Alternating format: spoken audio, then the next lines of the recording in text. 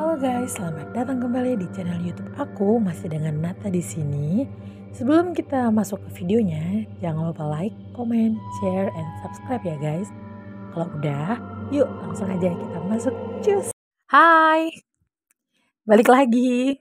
Nah, di video kali ini aku akan menceritakan pengalaman yang narasumbernya adalah bestiku sendiri. Dan bisa juga dibilang aku dan beberapa temanku yang lain. Karena yang ikut mengalami kejadian ini, ada 5 orang selain teman aku yang utama ini ya. Tapi kami semua ini mengalami kejadian yang termasuk ringan kalau dibanding dengan dia karena yang paling parah. Jadi ya aku mengorek sedikit-sedikit lah informasi dari dia yang dia alami sendiri sebagai tambahan dari cerita kami ini. Nah, ada 6 orang yang mengalami kejadian ini waktu itu, yaitu aku, Yanti, Nando, Bang Purba, Fahri, dan Mia. Nah, nama-nama ini nggak semuanya nama asli ya, gengs. Jadi yang namanya asli di sini cuma nama aku dan Yanti aja, si pemilik cerita ini. Nah, Yanti ini nama asli. Tapi kalau yang 4 lagi itu aku samarkan karena mereka nggak mau namanya disebutin katanya. Jadi ya udah kita hargain aja ya. Kejadian ini kami alami di tahun 2017. Nah, waktu itu kami berenam pergi ke sebuah danau yang ada di Sumatera Utara yang berjarak kurang lebih sekitar 50 kilometeran lah kurang lebih ya, aku juga kurang tahu pastinya, dari Kecamatan Medan Tuntungan, tempat aku dan teman-temanku tinggal. Nah, atau bisa dibilang kalau diukur dalam waktu jam itu sekitar kurang lebih 1,5 jam ya kalau nggak macet kayaknya ya, aku juga kurang ini ya, aku juga di Google Maps ini kayaknya kurang lebih 1,5 jam gitulah. Nah, hari itu adalah hari Minggu dan kami pergi ke sana sekitar jam 10 pagi. Pagi, pokoknya pagi menjelang siang lah ya kalau jam 10 dari Medan Tuntungan. Sebenarnya kepergian kami ke sana ini baru pertama kali dan kami juga meraba-raba waktu itu jalannya kayak nebak-nebak lah gitu waktu menuju ke sana. Jadi kami pakai bantuan Google Maps ke sana. Kalau, berangkatnya jam 10, harusnya kan nyampe di sana sekitar jam setengah 12 atau paling lama jam 12 siang lah gitu udah nyampe di danau itu.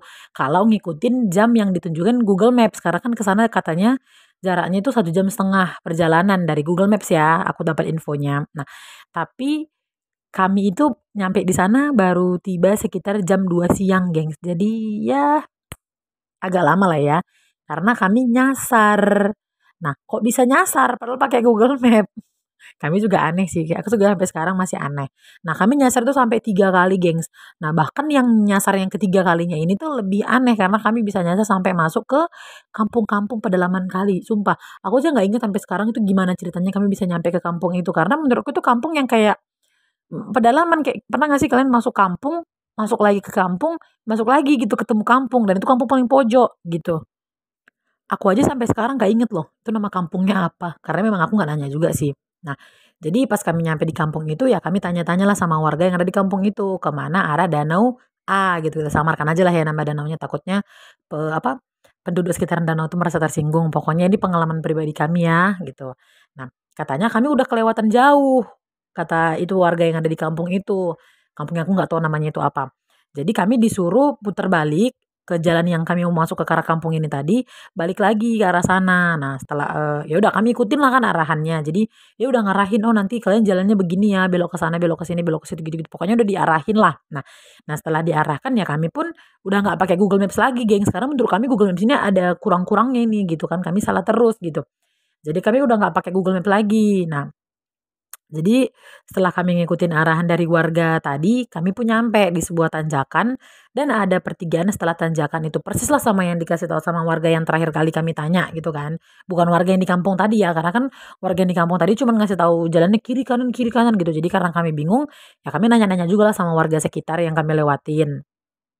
Jadi waktu kami nyampe di kan lepas tanjakan itu ada pertigaan. Jadi pas kami nyampe di tepi pertigaan itulah di ujungnya gitu di bibir pertigaan itu ada bapak-bapak di situ. Kami nanya lah ke bapak itu ya kan, "Eh Pak, Pak mau numpang nanya gitu, bener nggak Pak ke kiri ini jalan ke Danau A?" Gitu. Nah si bapak ini mengiyakan. Nah terus dia bilang dan berpesan kami hati-hati di danau 3 hari lalu ada anak kecil katanya baru meninggal karena tenggelam berenangnya terlalu ke tengah katanya gitu. Mayatnya baru ngapung kemarin pagi katanya. Nah, di sini sebenarnya aku pribadi udah agak takut ya, karena kan, baru ketemu gitu loh mayatnya, jadi kayak agak merinding gitu. Nah, tapi karena kami udah kelelahan kan dan pengen nyantai-nyantai dulu, ya udahlah, ya walaupun cuma sebentar, yang penting nyantai gitu di pemikiran kami kan. Jadi kami cuma mengiyakan ucapan bapak itu, tapi ada yang aneh dari bapak itu guys, kata Yanti. Aku sih nggak ngelihat, kata Yanti kayak gitu. Nah ini sih aku nggak memperhatikan ya, karena aku udah lapar dan pinggangku udah encok ya, bayangin guys dari jam 10 sampai jam 2 baru nyampe. Udah pantatku udah panas, pokoknya udah capek lah gitu kan. Jadi yang ada di pikiranku tuh cuman cepet sampai di Danau A dan bisa istirahat di pondok atau makanlah seenggaknya di sana gitu. Jadi waktu aku tanya-tanya, kata Yanti bapak itu nggak pakai sendal, terus celananya digulung sampai pertengahan betis, terus bulu kakinya tuh tebel dan hitam, nyaris nggak ada kulit yang kelihatan di kaki bapak itu katanya. Nah waktunya Yanti nyeritain itu, aku nggak terlalu peduli sih, karena kan ya aku mikir ya mungkin aja dia warga sini, jadi biasa kali nggak pakai sendal atau emang habis pulang dari kebun kan mungkin karena kan tuh kan tempatnya tuh deket perkebunan gitu guys, banyak kebun-kebun, banyak ladang-ladang gitu. Jadi aku mikir ya baru pulang kali dari ladang makanya celananya digulung-gulung gitu. Jadi dari pertigaan itu tadi kami tuh berkendara lagi lah sekitar 5 menitan kalau aku nggak salah baru kami nyampe di Danau A. Nah parkiran tuh rame gengs waktu itu karena kan hari Minggu jadi orang-orang Medan itu pada liburan kan. Nah itu juga danau ini tuh kan salah satu destinasi wisata jadi mungkin memang rame karena lagi libur. Nah setelah kami parkir motor kami pun masuklah ke dalam itulah kan ke dalam tempat wisatanya kan. Sejujurnya ya, danaunya tuh cantik banget kalau menurut aku pribadi. Cantik banget, airnya tuh warnanya hijau toska, guys, warna hijau toska tapi di bagian, apa, yang terkena matahari itu warnanya biru, gengs. Jadi kalau yang dia agak ketutup pohon itu warnanya hijau toska, tapi yang di tengah-tengah gitu, yang nggak ada tertutup pohonnya itu warnanya biru gitu kan cantik ya. Nah, suhu airnya ini juga hangat, gengs. Kalau kalian ke sana kalian kayaknya orang Medan pasti tahu deh kalau aku ceritain ciri-ciri airnya ini atau ciri-ciri danaunya pasti orang Medan tahu, tapi aku mohon guys jangan nggak usah disebutin ya, takutnya nanti ada yang merasa tersinggung atau gimana. Lanjut. Nah, kami nyewa satu pondok di pinggir danau untuk tempat barang-barang gitu loh sambil kami main-main air. Sebenarnya ya teman-temanku doang yang main air, aku enggak. Aku cuma duduk-duduk di ayunan yang ada di pinggir danau itu. Jadi ada beberapa ayunan yang digelantungin di pohon gitu, geng, di pohon-pohon. Jadi di pinggir danau itu banyak banget pohon-pohon yang rindang-rindang dan dahannya itu besar-besar. Nah, di situ dibikin apa? Ayunan. Nah, aku main-main di ayunan itu. Nah, baru sebentar main-main air ya kan tiba-tiba si Yanti ini eh, nyamperin aku. Nah, terus dia bilang kalau dia ngeliat bapak-bapak tadi ada di seberang gitu kan, di seberang kami lah gitu ya kan. Misalnya kami di pinggir danau yang sebelah sini, kan danaunya lebar tuh. Bapak itu di sebelah sana misalnya gitu. Dia nunjuk tuh ke arah seberang sana gitu. Bapak itu ada di sana. Kok dia ini ya ngikutin kita gitu kan. Tapi aku nggak ngelihat yang sumpah, aku nggak ngelihat ada apa-apa di sana. Ya, ada sih manusia gitu, tapi maksudnya pengunjung bukan bapak yang tadi gitu. Nah, terus aku bilang dong sama si Yanti, kamu salah lihat kali gitu. Nah, karena emang lagi rame, ya aku bilang aja sama si Yanti, "Salah orang, itu bapak-bapak yang lain kali, bukan bapak-bapak yang tadi." Aku bilang gitu dong sama si Yanti. Nah, tapi si Yanti malah bilang, "Ih, bapak itu berdiri di sebelah pohon loh, yang ada ayunannya itu, di seberang sana," gitu. Terus dia tuh sambil ngelihat ke arah kami, kata Yanti ya, dia ngeliat ke arah kami sambil komat kamit, nggak tahu ngucapin apa, kayak apa, bibirnya tuh pokoknya kayak ngucapin kata-kata tapi nggak kedengeran lah ke kami, orang kami jauh ya kan. Nah, tapi anehnya waktu si Yanti ngomong kayak gitu, aku merinding, gengs. Nih, aku sekarang sampai sampai sekarang kalau nginget-nginget masih merinding deh. Aku merinding waktu si Yanti ngomong kayak gitu. Nah, aku yang parnoan pun berusaha nenangin Yanti lah ya kan. Padahal aku juga takut sebenarnya di situ. Karena kan dia panik dan ngomongnya tuh udah mulai ngelantur gitu kan. Dia ngomong kayak gini nih, "Ih, jangan-jangan dia mau jampi-jampi kita itu," gitu. Terus aku bilang lah ya kan, dia tuh berulang kali guys ngomong kayak gitu. Nah, aku bilang, "Enggak, udah tenang, jangan kayak gitu nanti semuanya pada panik," gitu kan. Nah, anehnya makin kutenangkan Yanti tuh makin panik dan malah nyuruh kami semua, teman-temanku lah pokoknya, semua teman-temanku yang lagi main air tuh keluar, keluar dari air gitu. Karena dia bilang bapak itu sekarang lagi jongkok, terus tangannya dimasukin ke air danau itu, sambil mulutnya tuh masih komat kamit dengan mata yang tertuju ke kami tanpa berkedip katanya, geng. Kalian merinding gak sih kalau kayak gitu? Tapi anehnya di antara kami berlima, selain Yanti ya, di antara kami berlima nggak ada yang ngeliat, nggak ada yang ngeliat bapak itu gitu. Nah, temanku yang panik pun langsung keluarlah dari air ya kan orang siapa si Yanti ngeliatnya pun ngomongnya sambil histeris ya kami juga panik lah keluar semua kami dari air ya kan. Nah, karena suara Yanti ini kenceng, kuat gitu, banyaklah orang yang ngeliatin kami gitu kan. Berarti ada apa nih gitu. Nah, Yanti cuma nangis aja. Kami tanya kenapa nangis, dia bilang dia yakin kalau bapak itu niatnya nggak baik. Ya karena kami ada di kampung orang, kami pun nyuruh Yanti ini jaga omongan gitu kan kayak eh udah diem kalau takut diem aja, diem, jangan ngomong yang aneh-aneh, takutnya nanti ada warga sekitar yang dengar atau misalnya penduduk situ yang dengar, sakit hati sama omongan Yanti, malah takutnya jadi makin runyam masalahnya gitu kan. Tapi si Yantinya ini nggak mau tenang-tenang gitu kan. Jadi aku pun berinisiatif lah untuk nenangin Yanti, aku pergi ke satu warung yang ada di dekat pondok kami. Jadi kayak paling jaraknya kalau aku nggak salah berapa meter doang gitu. Nah, ibu pemilik warung itu nanya, sama aku, "Temennya kenapa, Dek?" Gitu kan. Ya aku cuman jawab, "Nggak apa-apa, Bu," gitu. Tapi Bu warung itu malah bilang kayak gini, guys. Aduh ya ampun, aku sampai sekarang masih kayak gimana gitu kalau dengernya, kalau ngingetnya gitu. Dia bilang kayak gini, "Mending kalian pulang aja, bukan apa-apa ya, Dek, takutnya temenmu atau kalian nanti malah diikutin, soalnya kalian tadi nanya ke orang yang salah." Dia ngomong gitu. Masalahnya aku nggak tahu orang yang salah itu yang mana, karena kan kami tadi dari kampung terakhir itu yang kami nyasar, kami nggak pakai Google Maps lagi, gengs, udah nanya-nanya orang doang gitu. Itu banyak banget orang yang kami tanya, ada beberapa orang, yang mana yang salah aku nggak tahu gitu kan. Nah, aku yang tadinya udah panik tapi berusaha menenangkan diri, denger omongan ibu itu ya makin panik, jadi nggak bisa tenang lah kan. Nah terus, eee, aku langsung nanya sama ibu itu, "Maksudnya gimana, Bu?" Aku bilang gitu kan, "Ibu maksudnya gimana?" Gitu. Si ibu itu cuma bilang, "Orang yang kami tanya di pertigaan tadi bukan manusia." Dia ngomong kayak gitu. Fix, aku langsung kayak, "Nih Yanti bener nih, kayaknya ini bukan bukan bohongan si Yanti nih, bukan main-main," gitu kan. Nah, terus dia bilang gini, si ibunya nambahin, anjir aku sampai sekarang menceritakan aja aku merinding loh ini sumpah. Ibu ini ngomong kayak gini, "Sebenarnya dia udah ngikutin kalian sejak perjalanan tadi." Nah, si ibu juga nggak tahu pastinya dari mana, tapi yang jelasnya dia baru nunjukin wujudnya itu di pertigaan tadi. Jadi dia udah ngikutin kami nggak tahu dari mana, tapi dia baru nunjukin wujudnya di pertigaan, gitu. Paham nggak sih kalian?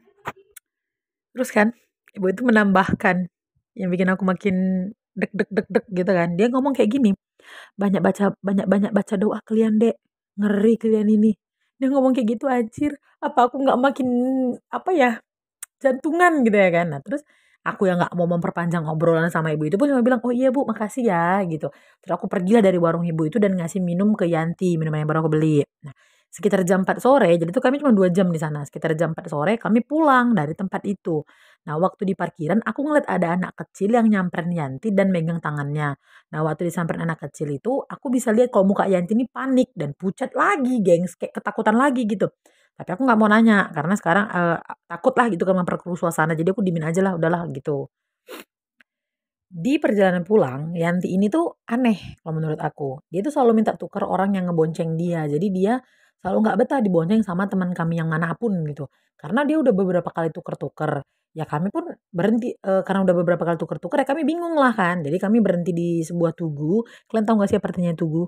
Nggak tahu itu bahasa Indonesia apa bahasa Medan. Yang penting tugu itu monumen gitulah guys. Jadi kami nanya lah ke Yanti, "Kenapa sih? Ada apa? Kok minta gonta-ganti terus?" Gitu kan. Nah terus Yanti ini cuma bilang, "Nggak apa-apa," gitu kan. Nah, setelah kami desak kan dia kan bilang, "Nggak apa-apa," nggak percayalah kami. Jadi kami tanya nih berkali-kali, "Kenapa sih Yan? Kenapa sih Yan? Kok kenapa Yan?" Gitu kan. Nah, terus si Yanti pun ngasih tahu, dia pun jawab kalau dia ngelihat bapak-bapak yang tadi di pertigaan itu, dia ngeliat bapak-bapak itu terus-menerus di sepanjang jalan dari danau sampai kami di Tugu itu, gengs. Jadi bapak itu misalnya nih, kami udah dia jalan, kami kan jalan gitu. Dia ngeliat bapak itu, lagi jalan juga katanya. Nah, kami udah ngelewatin bapak itu, entar berapa meter lagi, dia ngeliat lagi, gitu terus katanya. Jadi dia ketakutan. Nah, kami yang nggak ngeliat apa-apa cuman nganggep kalau Yanti nih, "Ih, halu nih anak ini, kayaknya masih ini dia kebawa-bawa suasana, danau tadi," gitu doang. Kami nggak nanggepin serius yang dia bilang. Nah, entah ini perasaanku doang atau temenku yang lain juga ngerasa waktu itu, tapi aku nggak nanya ini sih ya. Menurutku perjalanan itu lama banget guys, nyampe lama banget. Sampai kami itu kan berangkat dari sana jam 4 ya. Itu udah maghrib, kami belum nyampe, sumpah. Itu dari jam 4 sore sampai maghrib. Kalau aku nggak salah maghrib di Medan itu sekitar jam setengah tujuan apa jam 6-an lewat ya. Itu kurang lebih sekitar 2 jam setengah kami di perjalanan, nggak nyampe-nyampe, ya kan. Nah, karena kami udah encok dan kami pun udah laper, berhentilah kami di sebuah rumah makan Padang dan, makan dulu kami di sana. Sambil, temenku yang muslim sholat maghrib dulu. Nah, kebetulan rumah makan ini tuh ada di seberang masjid. Jadi temanku sholat dulu di sana, kami makan, yang agamanya Kristen yang non muslim makan dulu. Nah, waktu kami makan di rumah makan itu cuma ada aku, Yanti, sama Bang Purba. Jadi 3 temanku lagi sholat di masjid. Nah, di saat itulah Yanti bilang kayak gini, "Ih, bukan manusia bapak itu weh. Mampuslah kita kali ini. Gak nyampe-nyampe nanti kita ini dibuat sama dia. Percayalah kalian sama aku. Ini dari tadi, dari kita di danau sampai detik ini bapak itu masih ngikutin kita. Itu, gak kalian tengok. Tengoklah itu bapak itu berdiri di sebelah jalan itu. Dia ngeliatin kita. Ih, ngeri kali kurasa weh. Kayak gitulah kata-kata Yanti waktu itu. Sampai aku masih bisa ingat detik ini cara bicaranya semuanya. Itu logat Medan ya, gengs. Jadi Kebetulan aku memang orang asli Medan. Nah, kayak gitulah kata-kata si Yanti sama kami, sama aku dan Bang Purba. Syoklah kami ya kan, kami tengoklah ke arah, yang ditunjuk sama Yanti, tapi nggak ada apa-apa di sana, gengs. Nggak ada apapun di sana, cuman ada satu tukang bakso keliling yang, baksonya doang malah yang ada di sana, bukan baksonya, maksudnya gerobaknya doang, karena abang itu lagi sholat, abang baksonya lagi sholat, jadi gerobaknya doang yang di situ, diparkir di depan masjid itu. Kami pun udah lah Yan, nggak ada itu Yan, pikiranmu aja itu Yan, gitu-gitulah kami tenangkanlah dia. Nah, setelah ketiga teman kami ini selesai sholat dan selesai makan, kami pun lanjut pulang. Nah, di sini aku boncengan sama Fahri, karena kan awalnya tadi aku boncengan sama Bang Purba. Tapi si Yanti minta tuker lagi, ya kan? Ya udah tuker lagi lah aku sama Bang Fahri jadinya. Nah, aku sebenarnya kurang nyaman kalau pergi sama Fahri, karena emang Fahri orangnya pendiam dan aku nggak bisa diem, ngomong terus gitu kan. Jadi aku agak canggung gitu kalau barengan sama orang yang terlalu pendiam. Tapi beberapa menit kami boncengan, tiba-tiba Fahri ini memulai obrolan yang membuat aku kayak, "Mampus lah ini, rupanya nggak bohongan ya," gitu. Dia bilang gini ya kan, gengs, "Nat, emang kau nggak ngeliat bapak-bapak yang dibilang Yanti dari tadi ngikutin kita ya?" Si Fahri ngomong kayak gitu, biar kalian tahu. Nah, aku pun merasa yang nggak ngeliat apa-apa ya aku jawab lah, "Enggak Ri, emang kenapa? Kau lihat?" Aku bilang gitu. Ya si Fahri jawab, "Apa kalian tahu?" Ya bener, dia ngeliat. Nah, makin syok lah aku ya kan, kirain aku si Yanti halu, rupanya enggak, gengs. Karena kan nggak cuma Yanti yang ngelihat. Tapi aku diemin aja karena aku nggak mau memperpanjang, obrolan yang nggak mengenakan itu. Nah, udah 30 menit nih aku sama Fahri berkendara, tiba-tiba aku ngeliat ada yang aneh. Aku buatlah kode kan ke teman-temanku, kode tangan gitu, gengs, supaya teman-temanku yang lain pada minggir. Nah, setelah kami semuanya udah minggir, ngumpul lah kami di pinggir jalan, aku nanya ke mereka. Aku bilang lah kayak gini ya kan, "Eh weh, kalian ngeliat ada yang ngerasa ada yang aneh nggak sih?" Aku bilang gitu. Tiba-tiba si anjing ngejawab, kalian tahu apa jawaban dia? Ada, bapak itu. Dia jawab kayak gitu sambil nunjuk ke satu pohon rindang yang udahlah seram pokoknya, berjaraknya deket pula dari kami, cuma beberapa meter dari kami, kalian bayangin dia nunjuk ke pohon itu. Apa nggak mau berhenti jantungku dengarnya. Nah, terus aku yang nggak mau menggubris omongan Yanti, aku ngomong gini lah kan, "Bukan Yan, bukan bapak-bapak yang kau lihat itu. Tapi kalian ngelihat nggak sih waktu kita pergi, kita nggak ada ngelewatin kuburan. Tapi ini sekarang jalan pulang, kita baru aja ngeliatin kuburan." Aku ngejelasin ke mereka itu sambil aku nunjuk ke tempat yang kayak nggak berjarak deket doang, dan itu bahkan kuburan tuh masih kelihatan dari tempat kami berdiri walaupun udah kami lewatin ya. Terus aku bilang gitu, aku nunjuk lah kan ke sana. Terus Bang Purba langsung ngomong kayak gini, "Udahlah, udah nggak beres ini. Yuk yuk yuk lah berdoa kita, pakai kepercayaan kita masing-masing aja lah, biar makin banyak Tuhan yang ngelindungin kita." Dia ngomong kayak gitu ya kan. Terus sebenarnya aku lucu kalau nginget dia ngomong kayak gitu, tapi pas di kejadian itu, gengs, nggak bisa lucu. Biar kalian tahu nggak bisa lucu di kejadian itu. Ya kami pun berdoa lah kan di pinggir jalan itu, kami berdoa langsung, gengs, biar kalian tahu. Nah, selesai kami berdoa, aku terkejut lah pas aku buka mata, ya kan, aku sampai membatu loh. Karena pas aku kan kebetulan menghadap ke pohon itu ya, pas banget menghadap ke pohon itu karena aku sebelah-sebelahan sama Yanti. Jadi pas aku buka mata, aku ngeliat ke arah pohon yang ditunjuk si Yanti, emang bener ada bapak itu. Biar kalian tahu itu pertama kali aku ngeliat bapak itu setelah dari apa tadi, dari apa pertigaan itu. Dan kali ini nggak cuman aku rupanya, gengs, kami berenam ngelihat secara langsung.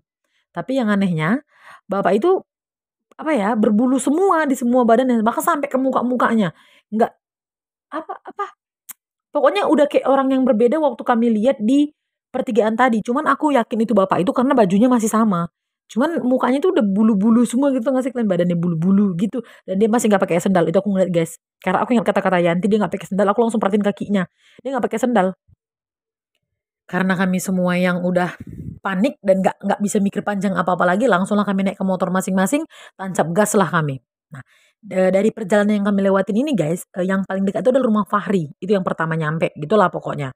Nah, jadi, eee, karena rumah Fahri yang paling dekat, ya kami ini semua berhenti, kami memutuskan untuk berhenti di rumah Fahri dulu.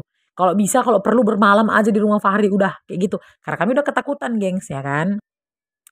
Atas pertolongan Yang Maha Kuasa, kami pun nyampe di rumah Fahri dengan selamat. Puji Tuhan ya, gengs, alhamdulillah. Pokoknya semuanya lah. Kami nyampe di rumahnya dengan selamat tanpa kekurangan satu apapun.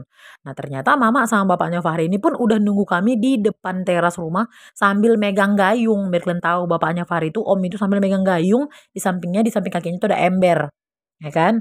Nah, pas kami nyampe, orang tua Fahri ini langsung nyiram kaki kami mamanya nyiram kaki kami satu persatu pakai air yang ada di ember, dan bapaknya ngusap kepala kami pakai air yang ada di gayung yang dipegang sama dia. Nah, baru kami langsung disuruh masuk ke dalam rumah. Sekedar info ya, gengs. Kalau kalian mau tahu, kami nyampe di rumah Fahri itu jam berapa? Jam 10 lewat. Ngeri kan? Jam 4 kami dari sana, dari Danau A. Jam 10 kami lewat. Jam 10 kami lewat. Jam 10, amit-amit ya. Jam 10 kami nyampe. 6 jam, kurang lebih 6 jam kami baru nyampe di rumah Fahri loh. Rumah Fahri ya, itu yang paling deket. Belum yang paling jauh, ya kan? Nah, sekitar jam 11 malam ada orang yang datang nih ke rumahnya Fahri. Tapi masuknya dari pintu belakang. Aneh kan? Orang kan kalau bertamu dari pintu depan, bukan dari pintu belakang. Dia masuk dari pintu belakang. Kita panggil aja lah nama Om ini Om Sok ya kan. Aku nggak tahu siapa namanya, tapi kalau itu tuh manggilnya Om Sok. Nah, jadi Om Sok ini masuk dari pintu belakang katanya karena di depan rumah ada sosok yang ngikutin kami tadi berdiri di depan rumahnya Fahri pas di depan teras, dan dia nggak bisa nginjek teras kata Om Sok, nggak tahu kenapa, pokoknya dia berdirinya pas banget di ambang teras itu, di pinggir teras itu dikit, pas banget gitu. Jadi Om Sok ini datang katanya karena dipanggil sama orang tua Fahri untuk mendoakan dan menolong kami, terutama Yanti. Jadi dari cerita Om Sok ini kami tahu kalau bapak-bapak itu udah ngikutin kami dari kampung terakhir yang kami nyasar tadi itu, gengs. Nah, dia itu ada di rimbunan pohon bambu yang ada di pinggir jalan masuk ke kampung itu. Memang ada tadi kami lewatin, aku ingat pohon bambu itu. Bambunya warna kuning-kuning gitu, gengs. Tapi itu rimbun banget sambil pokoknya bambu itu sampai dari kiri kanan jalan itu sampai membentuk menjadi satu gitu loh. Jadi kayak terowongan, paham gak sih kalian? Nah, si sosok itu, si bapak tadi itu, katanya dia suka sama si Yanti karena kata Om Sok, Yanti ini berdarah manis untuk kaum sebangsa si bapak itulah, pokoknya nggak tahu darah manis darah apanya. Tak rasanya yang memang manis kayak gula nggak tahu ya guys. Nah, tapi karena si Yanti ini ada penjaga dari keluarganya, jadi si bapak itu nggak bisa terlalu deket sama si Yanti. Tapi karena penjaganya itu bisa dibilang nggak terlalu kuat, makanya kami diputer-puterin di perjalanan. Pantes kami nggak nyampe-nyampe.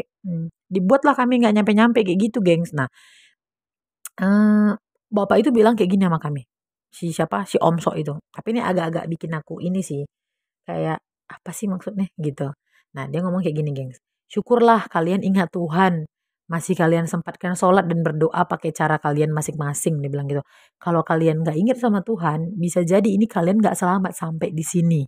Nah, gitulah dia bilang ya kan. Nah, terus tiba-tiba Om Soknya nih lanjut kan, aku kan udah selesai ngomongnya. Enggak, dia ngelanjut, gengs. Sambil nunjuk ke arah aku. Dia bilang gini, "Ah, kau juga kau." Dia ngomong kayak gitu. Ya aku pikir kan aku udah salah ya kan di danau itu apa di kampung itu. Perasaan aku baik-baik aja nggak ada ngomong. Aku sepanjang jalan anteng-anteng baik, nggak melamun, nggak ngapa-ngapain gitu kan. Dia ngomong gini, "Hah, kau juga kau." Kata gitu kan.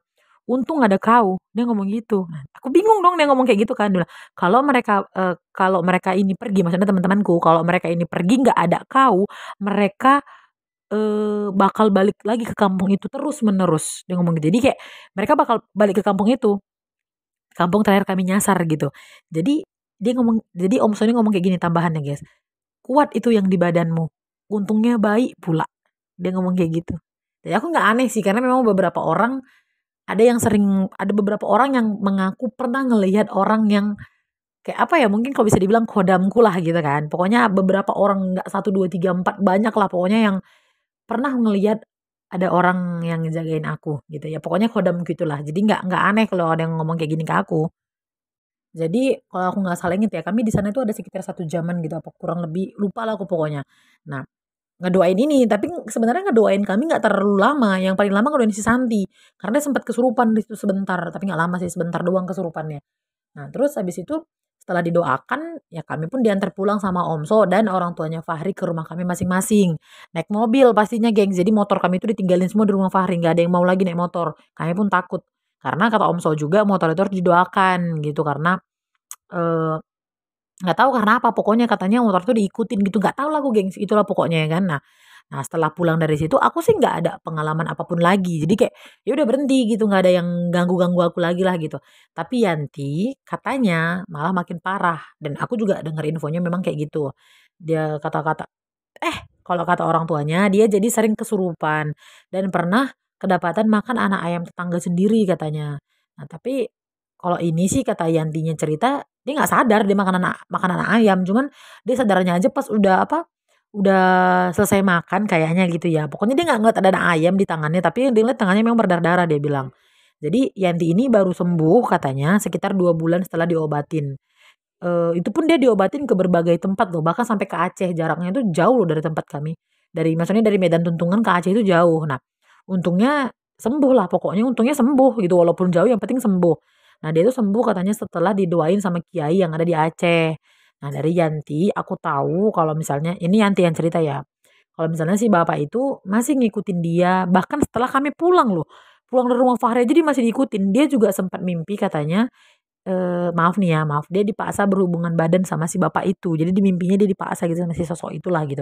Tapi untungnya nggak sempat, nggak pernah terjadi lah hubungan itu di antara mereka berdua. 2 bulan loh katanya dia selalu mimpi kayak gitu. Jadi selama 2 bulan itu dia dipaksa terus. Nah baru berhenti waktu dia berobat ke Aceh katanya. Dan sampai sekarang untungnya Yanti ini udah nggak pernah diganggu lagi dan udah bener-bener sembuh. Dan kami pun nggak pernah mau lagi main ke danau itu, takut kami. Ya meskipun sosok bapak itu bukan dari danau itu, kami udah tahu dengan jelas itu bukan dari danau itu, tapi kami trauma aja cuy. Sama jalan yang harus kami lewatin ke sana, karena jalan yang harus kami lewatin ke sana itu mengingatkan kami pada jalan ke kampung itu, gengs. Takut kami langsung inget sosok bapak itu. Pokoknya kami takut, nggak mau lagi aja ke sana kayak gitu. Nah, dari Yanti juga aku tahu kalau misalnya aku kan sempat nanya ya, iseng lah gitu. Aku kan kepikiran dong sama anak kecil yang megang tangan Yanti waktu kami di danau. Kalian inget kan yang aku bilang tadi? Aku sempat nanya sama Yanti, Yan, kau inget gak sih anak kecil yang megang tanganmu waktu di danau, waktu di parkiran? Aku bilang gitu kan. Dia ngomong apa sama kau? Kok tiba-tiba mukamu itu langsung ketakutan gitu? Aku bilang gitu. Kalian tahu anak itu ngomong apa? Anak itu bilang gini ke Yanti, Kak, Kakak diikutin loh sama bapak-bapak, tapi bukan kayak kita. Dia maksudnya bukan manusia kali ya. Pokoknya anak itu bilang gitu. Tapi bukan kayak kita dia, Kak. Dia bilang gitu. Dia suka sama Kakak. Dia mau bawa Kakak ke rumahnya. Kakak mau dijadiin istri loh sama dia, kata gitu. Tapi dia nggak baik, Kak. Dia jahat. Dia bilang gitu. Kakak hati-hati aja. Kayaknya Kakak mau diikutin sama dia. Soalnya dia itu suka kali sama Kakak. Dia bilang gitu. Dia tuh bersikeras itu mau bawa Kakak kayaknya. Pokoknya aku lihat dia ngikutin Kakak. Udah lama dia ngikutin Kakak. Udah dari tadi-tadi lah pokoknya. Kayaknya pulang pun ini Kakak nanti diikutin sama dia. Kayak gitulah kata anak-anak gitu, gengs. Sama si Yanti. Makanya pokoknya langsung panik. Jadi si Yanti ini sebenarnya udah tahu dia bakal diikutin katanya karena dari omongan anak-anak itu. Cuman dia masih kayak oh enggak lah nggak mungkin gitu. Tapi waktu dia ngeliat bapak itu berkali-kali di perjalanan, dia makin yakin kalau kami memang diikutin gitu. Makanya Yanti tuh nggak apa gonta-ganti motor terus gitu karena dia ketakutan gitu. Jadi ketakutannya merasa nggak tenang katanya dibonceng sama siapapun dia merasa nggak tenang gitu, gengs. Oke. Itulah dia guys cerita pengalaman aku, Yanti, dan keempat teman-temanku yang lain. Tapi yang paling parah sih Yanti kalau menurut aku. Karena dia memang yang targetnya ya. Kalau kami tuh karena kami ikut jadi kena gitu. Kalau menurut aku sih dia target sebenarnya. Karena kan memang dia yang mau. Kalau dari cerita anak-anak itu ke Yanti mau dijadiin istri sama dia. Darahnya manis kata Om Sok. Nggak tahu manisnya apa ya. Nah pokoknya kayak gitulah gengs. Nah jadi pesan aku buat kalian dari cerita ini. Kemanapun kalian pergi, selalu ingat Tuhan. Mau apapun agama kalian, haruslah kalian selalu mengingat Tuhan, guys. Supaya kalian selamat di perjalanan. Dan apapun yang kalian lewatin itu nggak membahayakan kalian, ya, gengs. Ingatlah Tuhan, gengs. Ingat Tuhan, ingat berdoa, pokoknya gitu ya. Oke, gengs. Sekian dulu cerita dari aku. Terima kasih untuk kalian semua yang udah menyempatkan diri mampir ke cerita-cerita aku ini. Kalau kalian suka video-video aku, jangan lupa like, comment, and share, and subscribe channel YouTube kami ini guys, itu aku. Supaya aku dan tim di sini makin semangat bikin video-video untuk kalian dan menghibur-menghibur kalian semuanya yang ada di sana. Kalau kalian ada saran-saran video apa yang harus kami buat, kalian boleh komen di bawah. Dan kalau kalian punya cerita horor yang ingin kalian ceritakan dan kalian mau berbagi, kalian boleh kirim ke email yang ada di description box. Nanti aku akan bacakan cerita kalian dan supaya cerita kalian bisa dibaca dan diambil pesan-pesan terbaiknya untuk penonton-penonton sekalian. Terima kasih guys, sampai jumpa di video-video aku selanjutnya. Bye!